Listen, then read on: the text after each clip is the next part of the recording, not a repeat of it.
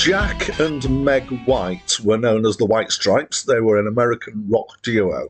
At first, they perpetuated the idea that they were brother and sister, but in fact they weren't. They were a married couple and then a divorced couple. Their music was generally categorized as garage rock due to the simplicity of it. And they use a strict aesthetic of the colours red, white, and black, and are best known for the single Seven Nation Army. They existed from 1997 to 2011 and released 6 albums. Hi, my name's Dan. So this was the 6th and final album by the White Stripes. It's my first time listening to it, but I am familiar with them as a band. I have reviewed at least one of their albums earlier in this incarnation of reviews, which are the videos. I've also reviewed, I think, 2 or 3 when I used to do a blog a few years ago. So I have come across them. So let's quickly deal with the title of the album, which is Icky Thump, which is apparently a deliberate misspelling of the phrase Ecky Thump. I don't know why they wanted to deliberately misspell it, which is a kind of expression of surprise in northern England. Ecky Thump. In the Wikipedia page, it claims that it's Lancastrian, or from Lancashire. I grew up in Yorkshire and I did hear it. Maybe it's more prevalent in Lancashire. I wouldn't have said I heard it very often, but it is a phrase that I'm aware of. So, into the music itself. This is garage rock with a blues focus, which is no surprise for the White Stripes. And I am going to do a little bit of kind of referring to some of the kind of general body of work of the White Stripes. I tend to try and make my reviews as much as possible just about this album, but on this occasion, I've just got a little bit too much that has influenced my thinking about their other albums. So they've always, I felt, made really good of the limitations that they've had, particularly the 2 limitations. One is that they're a duo, so there's just the 2 of them at things. And the other one is Meg's drumming.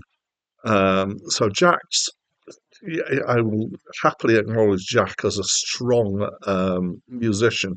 I think Meg's drumming when she started out was quite basic, and it's always been, or it tended to be obvious that Jack was leading and that the drums were following rather than leading. There's been something a bit kind of basic about it, certainly in the early days. But actually, on this album, the drumming's really pretty solid. I kind of retrospectively, when I'm talking about the other stuff, I think that Jack did something that was genius, and I know it's down to him, or I'm pretty sure it's down to him, in that he managed to incorporate his playing and Meg's playing into in a way that really worked, and actually made a positive out of the fact that it was kind of had this more garagey and loose feel to it. So here it's a bit less. The reason I'm talking about that is because I want to say it's a bit less of a garage aesthetic, actually, in this album. It's nicely recorded, but also it's got the addition of other people and overlaid stuff as well. There's a few other instrumentalists coming in here. Mostly it's blues rockish stuff, but there are a few exceptions here. So the track Conquest has a Mexican feel to it, and includes a trumpeter, and is nice. The track Prickly Thorn but Sweetly Worn is a Scottish folk reel. So feel. That's the word I've got written down here. I should learn to read better. It's kind of got a Scottish folk feel. It's got pipes in it, small pipes, and a mandolin. And actually has a little bit of a kind of, I can't remember what the track is that Led Zeppelin did with the mandolin, but it has that kind of feel to it.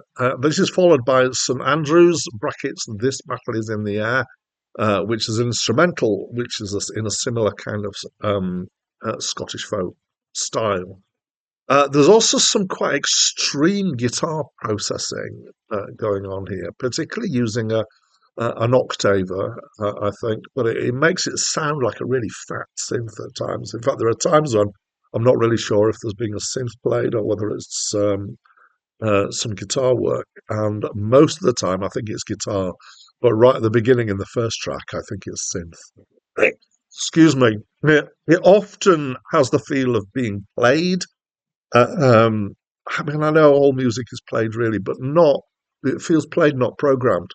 Um, and particularly because it breathes and there's kind of little pauses and little speed ups and slow downs, and particularly when they're changing kind of from one section to another, there can be this kind of little breath of pause as they move into the new one, and it makes it sound very kind of real in that sense. Excuse my chest. So definitely not done to a click track. Musically, I really like it. I have grown to like the White Stripes through doing reviews of their stuff. Vocally, he's got quite a range. This is Jack, of course. Now, apparently, he's a fan of Led Zepp, and I can really hear that in this album, in the music and in the way it's played, in the way it's approached, and in his singing, especially in the Prickly Thorn track, which has got the mandolin going as well. Lyrically, it's actually quite interesting and thoughtful. I felt at times it paints pictures and it tells stories, and I found it engaging. My favourite song on the album is Rag and Bone, which has kind of got this setting of him and Meg going to people's houses and asking them for cast off stuff. I don't know if in America there is a tradition of this. In Britain, when I grew up, there was a guy who would come round the back streets, actually, so behind your house, shouting rag and bone, and he had a cart. And I actually remember when I was very little, I must have been, there was somebody who did this who had a horse-drawn cart. And I think that dates me something, and he was called the Rag and Bone Man. And this was quite a common thing, certainly in Northern England. Anyway, if anybody knows whether this has been a thing in America as well, I'd love to know about this. Um, Back to the album, I really enjoyed it. I found it mature. I found it interesting. I found it strong. It's a little bit of a step out from some of the earlier stuff, White Stripes. I think that's fine. I think bands should develop as they go along. Yeah, so I liked it quite a lot, actually. And I'd love to know what you think. So please do tell me by leaving me a comment in the comments box. And that's it from me for now.